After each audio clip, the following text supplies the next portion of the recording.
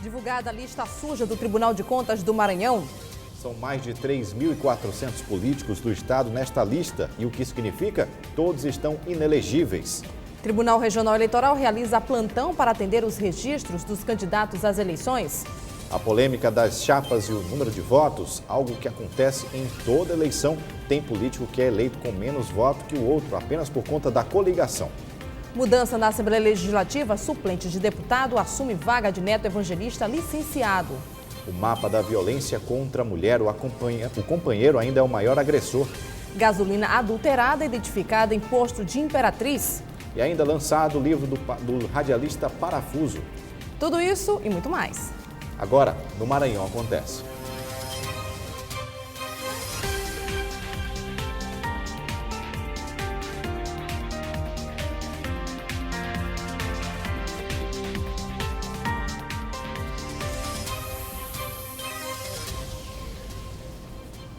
Olá, boa noite para você. Olá, muito boa noite. E a edição de hoje começa falando sobre eleições 2014.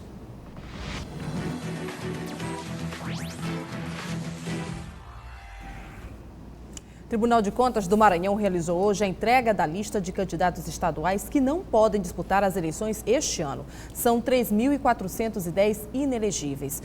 Os fichas sujas tiveram as contas analisadas por técnicos do TCE e, com base neste levantamento, o Tribunal Regional Eleitoral também vai analisar esta lista. Nesta lista, o Maranhão lidera o ranking das contas irregulares. Temos um único gestor respondendo a vários processos. A falta de clareza nos documentos. A lista foi entregue pelo Tribunal de Contas do Estado ao desembargador Froy Sobrinho, presidente do TRE do Estado. Nela contém 3.410 nomes que tiveram as contas rejeitadas ou julgadas irregulares nos últimos 8 anos. A lista foi elaborada de forma minuciosa. Desta vez, houve um acréscimo de 195 nomes. Segundo o Tribunal de Contas do Estado, os gestores acabam tendo as contas rejeitadas ou julgadas irregulares devido ao mau uso dos recursos públicos. Tem nome que constou na lista passada que permanece nessa lista, porque a lei diz que 8 anos a partir do julgamento das contas.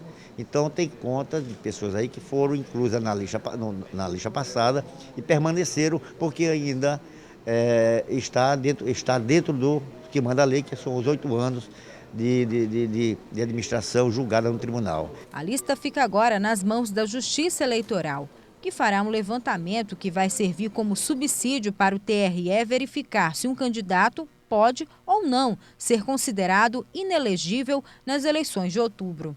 Nós vamos analisar a partir dos registros de candidatura. Começa no próximo dia 5 e vai até o dia 5 de agosto. Nós temos 30 dias nas sessões que nós vamos... nós marcamos 8 sessões. Se não for suficiente para análise, nós vamos ampliar esse número de sessões. Todo esse procedimento tem como base a lei da ficha limpa, que torna inelegível um candidato por 8 anos que tiver mandato cassado, renunciar para evitar cassação ou for condenado por decisão de órgão colegiado, mesmo que ainda exista possibilidade de recursos. O TRE terá até o dia 5 de agosto para julgar a impugnação das candidaturas. Exatamente. São aqueles que tiveram as contas rejeitadas pelo TCE ou pelo TCU ou as contas não foram aprovadas, né? Não foram aprovadas porque faltou algum tipo de documento, está com algum tipo de defeito, né? De sorte que eu acho que o Ministério Público vai fazer uma impugnação geral. Além do plantão neste sábado, os servidores do Tribunal Regional Eleitoral do Maranhão vão permanecer de plantão também nos próximos finais de semana e também nos feriados. A Justiça Eleitoral não vai parar e assim vai atuar de forma intensa na fiscalização do exercício da lei. A medida vai facilitar, segundo a Justiça Eleitoral, os atendimentos de partidos políticos e coligações que têm até o dia 5 de julho para fazerem o registro de seus candidatos. De acordo com a chefia de seção de partidos, até o momento já foi realizado apenas um registro.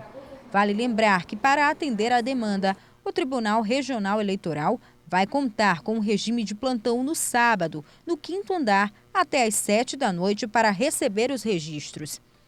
25 servidores vão estar a postos para atender os partidos.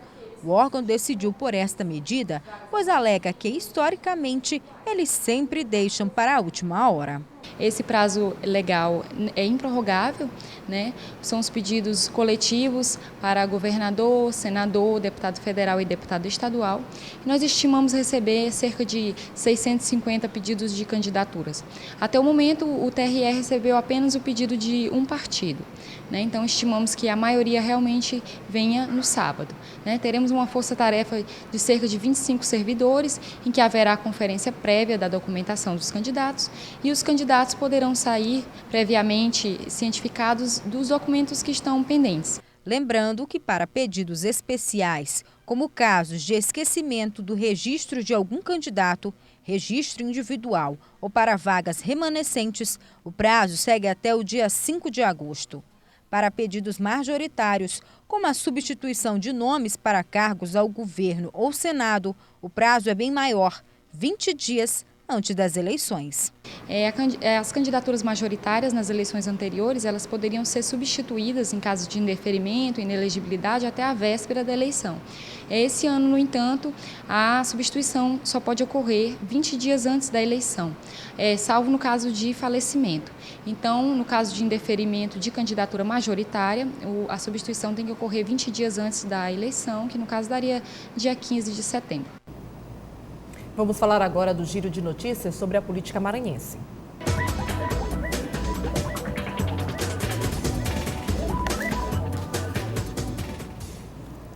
Na Assembleia Legislativa do Estado, tomou posse hoje como deputado estadual o ex-secretário de Finanças da cidade de Carolina. João Olímpio assume a vaga por 4 meses em lugar do titular, o deputado Neto Evangelista do PSDB, que pediu licença do cargo. Vale destacar que João Olímpio é o terceiro suplente da coligação PDT, PSDB e PTC. Os dois primeiros eram Edivaldo Holanda e Pavão Filho, que não aceitaram assumir a suplência. O ex-secretário de Finanças disputou a eleição de 2012 em Carolina e perdeu para o atual prefeito Jucá.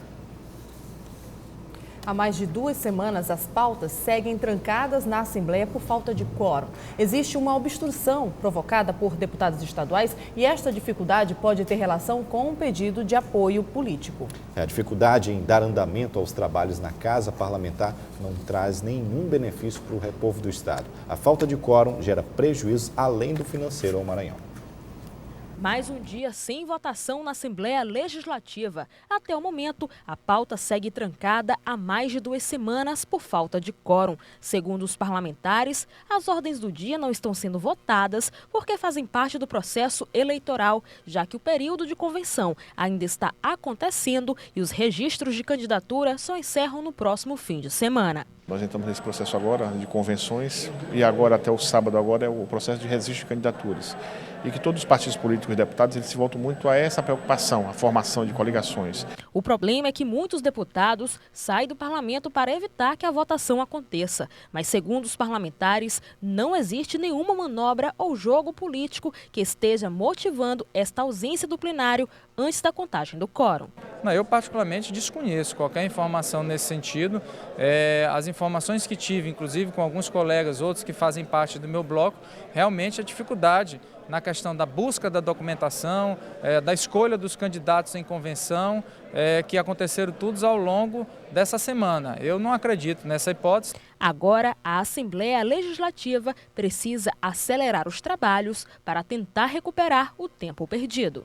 Eu acredito que a partir de segunda-feira a gente possa desobstruir a pauta com a aprovação de todos os projetos que estão aí para serem analisados pelo plenário da Assembleia. Eu tenho absoluta certeza que passado o período de convenção, passado o período de registro de candidatura, que acaba agora no sábado, a partir da semana que vem nós devemos ter de volta os trabalhos normalmente aqui na Casa Legislativa.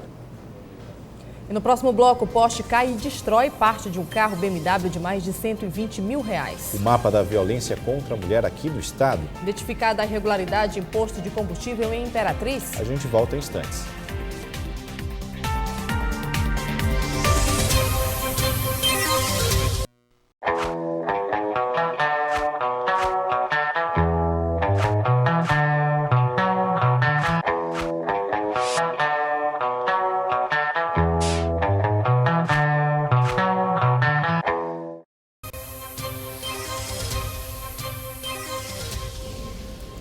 Estamos de volta e um acidente destruiu um veículo avaliado em mais de R$120 mil. Segundo informações de testemunhas, um caminhão-baú arrastou a fiação elétrica e derrubou o poste. O veículo BMW, que estava estacionado próximo ao poste, foi atingido. Ninguém ficou ferido no momento do acidente. O número de denúncias de violência contra a mulher aumentou. É que as vítimas estão com mais coragem para denunciar os agressores. O incentivo a essas mulheres vem das intensas campanhas para divulgar a Lei Maria da Penha. Lembrando que as mulheres vítimas de agressão têm direito a uma assistência psicológica e social. Pelo menos 700 mil brasileiras ainda são vítimas de agressões. É o que afirma uma pesquisa divulgada pelo Senado Federal que apurou a violência doméstica e familiar contra a mulher. No Maranhão, o total de ocorrências ultrapassa 2.700 casos. Nós observamos que a cada ano o número de denúncias de mulheres que vêm à delegacia é realmente bem alto. Esses números, normalmente, a cada ano eles se superam. E isso se deve principalmente ao número de mulheres que vêm denunciar as pessoas com quem ela já manteve algum tipo de vínculo afetivo, com quem elas já dividiram a vida em algum momento, ou com quem ainda dividem a vida em algum momento. Mas não são apenas os casos de violência contra a mulher que aumentam. As campanhas de combate e a consolidação da Lei Maria da Penha têm estimulado as vítimas a denunciarem as agressões. Quase 75% das ligações feitas ao Disque Denúncia envolvem violência contra a mulher. Na Coordenadoria Municipal da Mulher, as ocorrências somam 320 notificações. No local, as vítimas são atendidas e encaminhadas aos serviços e medidas protetivas. Sim, nacionalmente a gente está com os mecanismos de monitoramento ao agressor, não é? As medidas protetivas são aprovadas, o agressor tem que ficar a tantos metros de distância e tal, e a gente está tendo nacionalmente alguns instrumentos. As mulheres têm um papel ativo porque ela fica com um chip e se o agressor se aproximar, ela é avisada também, aí ela pode então buscar os seus mecanismos. E o Ministério Público acionou um posto de combustível por fraude na venda de combustíveis em Imperatriz. Durante a fiscalização, a ANP aplicou multa de R$40 mil ao posto. O combustível estava em volume inferior ao que foi registrado. O valor da multa de R$120 mil deve ser pago a danos morais e deverá ser dividido em partes iguais entre órgãos não governamentais de Imperatriz. E você sabe os cuidados que deve ter com o cartão de crédito ou débito? O chamado de dinheiro de plástico veio para facilitar a vida de muita gente, mas evitar andar com o dinheiro no bolso. Verdade, mas essa facilidade também beneficiou criminosos, que têm usado de vários meios para levar o dinheiro da conta do consumidor. Cartões magnéticos, criados para facilitar a vida das pessoas, às vezes acabam virando a forma mais tranquila de bandidos roubarem o dinheiro de quem anda distraído. O principal alvo ainda são os aposentados. Muitos deles nunca se adaptaram ao uso do cartão e vivem recorrendo à ajuda de terceiros. É nessa hora que os ladrões aproveitam. Naquele momento que os idosos estão com dificuldade de efetuar alguma transação nos terminais de autoatendimento, eles se aproveitam para oferecer auxílio e nesse momento eles aproveitam para se apoderar do cartão da pessoa, geralmente o idoso, e também da senha. E em seguida ele faz os saques. Ninguém está livre da ação dos criminosos. Até mesmo quem acha que não tem como cair em golpes pode terminar como vítima. Os mecanismos dos bandidos são utilizar máquinas falsas ou danificar as originais para que o cliente do banco deixe o cartão para trás. Tem percebido que tem essa utilização desse mecanismo chupa-cabra, tem diminuído. No entanto, eles continuam conseguindo, de alguma forma, que os caixas eletrônicos retenham os cartões e aí eles, em conluio com mais 3 ou 4 criminosos, conseguem ludibriar a pessoa que está tendo dificuldade ali e consegue obter a senha. E depois ele tem acesso ao cartão que ficou preso e a pessoa foi embora sem retirar. Cartões de crédito também exigem cuidados. Sempre deve ser usado com cautela. Nunca perca de vista. E sempre que digitar a senha, a pessoa proprietária do cartão deve ela mesma confirmar a operação.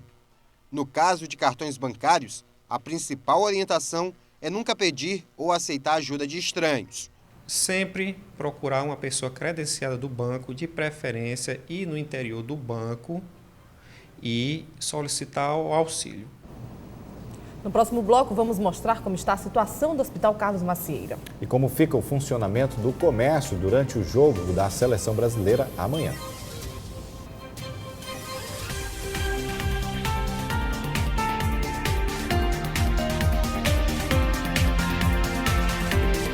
Procure o melhor canal de televisão maranhense. Você tem o direito de escolher a informação mais confiável, sem truques, sem cortes, isenta e com extrema credibilidade. Bem-vindos à TV Guará.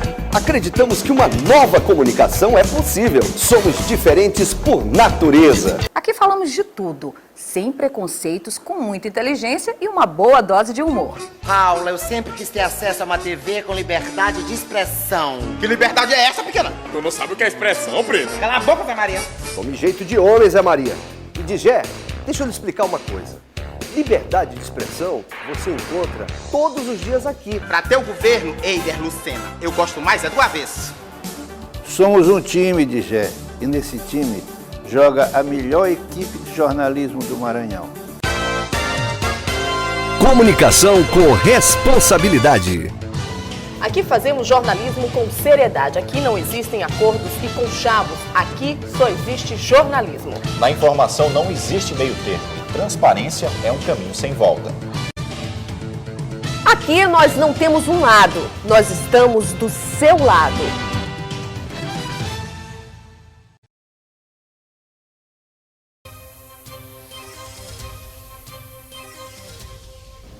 Estamos de volta e os casos de dengue reduziram neste ano em comparação com 2013. Mas isso não quer dizer que as campanhas e as atitudes individuais não continuem. Os agentes comunitários de saúde vão às casas para alertar, mas cada um tem também que fazer a sua parte. A preocupação é com as casas fechadas ou abandonadas. Garrafas viradas, jarros de plantas com areia e tanque de água limpo. Dona Maria sabe bem a importância na hora de se prevenir da dengue. Com a ajuda dos agentes de saúde, durante as visitas domiciliar, ela tem feito um bom serviço de casa. Como é que a senhora realiza essa organização? Lavar o tanque, tudo, uma semana assim, outra não, deixar tudo limpinho. Um dos problemas ainda encontrados pelos agentes de saúde durante as visitas realizadas pelos bairros da capital são casas fechadas como esta aqui. Mas, por outro lado, muita gente faz questão de abrir as portas. Bom dia. Bom dia. Estamos aqui para fazer a visita, dar uma olhadinha aí na capital. Nós temos um círculo a cumprir. É de 3 em 3 meses. Nós temos várias residências a olhar, a identificar se há algo errado, a orientar o morador em organizar, em não deixar garrafa, pneu, latinha, casca de ovo. De janeiro a maio deste ano, mais de 300 casos de dengue foram registrados em São Luís, uma queda em relação ao mesmo período do ano passado, segundo a Secretaria Municipal de Saúde. Como prevenção, são realizados levantamentos de índices da doença e tratamentos de focos. Além disso, a nebulização espacial também é feita pelos bairros da cidade. Geralmente a gente faz a visita nos imóveis próximos, né? Também no imóvel onde teve a pessoa infectada, e vem o carro da UBV que faz a nebulização espacial nos quarteirões, na localidade também. E agora a gente fala da crise do complexo penitenciário de Pedrinhas, em que continua sem trégua desde a rebelião que aconteceu no mês de outubro do ano passado, que resultou em dezenas de mortos e feridos. Mesmo nos meses que não tiveram ocorrências de suicídio ou homicídios em Pedrinhas, como os dias de maio deste ano, mas houve problemas que nunca foram solucionados, como superlotação, insalubridade, maus tratos, falta de educação e emprego aos detentos. Uma solução seria o pedido de ajuda ao Conselho de Direitos Humanos Internacional. No ano passado, o Conselho Nacional de Justiça fez uma cobrança junto às autoridades do Maranhão para soluções para o sistema carcerário do Estado, onde já se tornou palco de rebeliões e mortes de presos. 3 mortes foram registradas em 3 dias no Complexo Penitenciário de Pedrinhas. Entre a última segunda-feira e terça-feira, agentes penitenciários encontraram 2 presos mortos. E o Ministério do Trabalho e Emprego divulgou a lista atualizada dos empregadores flagrados explorando mão de obra escrava no país. Dos 609 empregadores, 29 foram registrados no Maranhão. Segundo o Ministério, foram incluídos 91 nomes de empregadores, enquanto outros 48 foram excluídos do cadastro. Desse total, o estado do Pará apresenta o maior número de empregadores inscritos na lista, totalizando cerca de 27%, seguido por Minas Gerais com 11%, Mato Grosso com 9% e Goiás com 8%. E a presidente do Tribunal de Justiça do Maranhão, desembargadora Cleonice Silva Freire, suspendeu a liminar que devolvia ao Hospital Carlos Macieira para a administração do Fundo Estadual de Previdência e Assistência. Com a decisão, a unidade de saúde vai continuar sob a gestão da Secretaria de Estado de Saúde e atendendo a todos os usuários do SUS. A desembargadora justificou que a decisão anterior acarretava risco de grave à lesão à saúde pública. Bom, vamos falar de futebol. Amanhã, por conta do jogo da Seleção Brasileira de Futebol, que enfrenta às 5 horas da tarde a seleção da Colômbia pelas quartas de final da Copa do Mundo, a rotina da cidade vai ser alterada mais uma vez nesta sexta-feira. Apesar de alterar o funcionamento do comércio, muita gente não reclama e prefere ficar na torcida para que a seleção passe para a próxima fase. Veja o que funciona na cidade.